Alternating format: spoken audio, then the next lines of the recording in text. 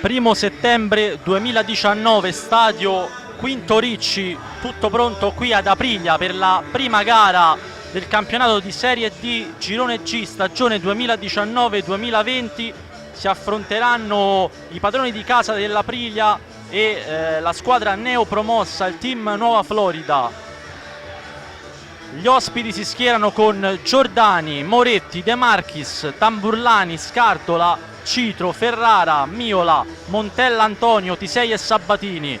A disposizione del tecnico il signor Bussone Andrea, Mancini, Roani, Ilari, Sterpone, Pallocca, Micheli, Rossi, Tozzi e Alfonsetti. Per i padroni di casa Saglietti, Vitolo, Camarà, Esposito, Fe, Oliveira, Spano, Crescenzo, Pezzone, Montella, Francesco e Putti.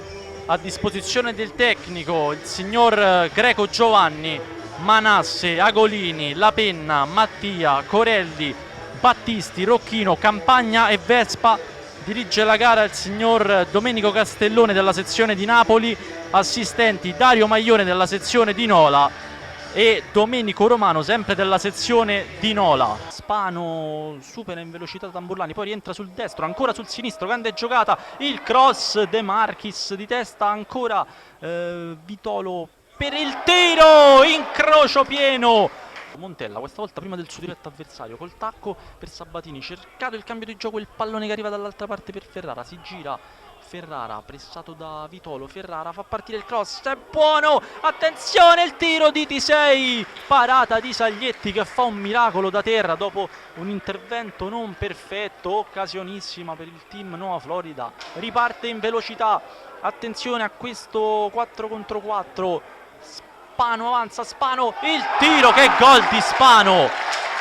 Che gol di Spano, troppo spazio, riparte l'Aprilia in contropiede dopo il gol sfiorato da Tisei. Spano avanza la sua corsa e poi fa partire un tiro che è imprendibile per Giordani. Al 21esimo, occasionissima. Citro riesce a girarsi pressato, De Marchis, il pallone passa, Ferrara ancora in un fazzoletto di campo, riesce a trovare Sabatini, Sabatini in avanti per Montella in posizione regolare, il tiro!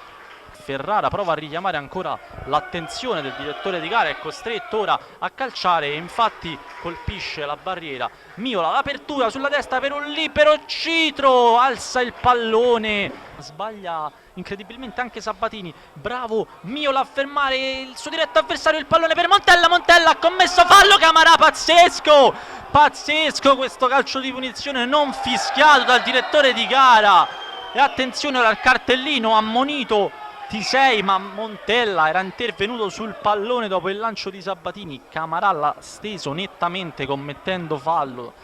Camarà, Oliveira manca lo stop, attenzione a Miola, servito Sabatini, Sabatini avanza sulla sinistra, fa partire il tiro, respinge con i pugni Saglietti.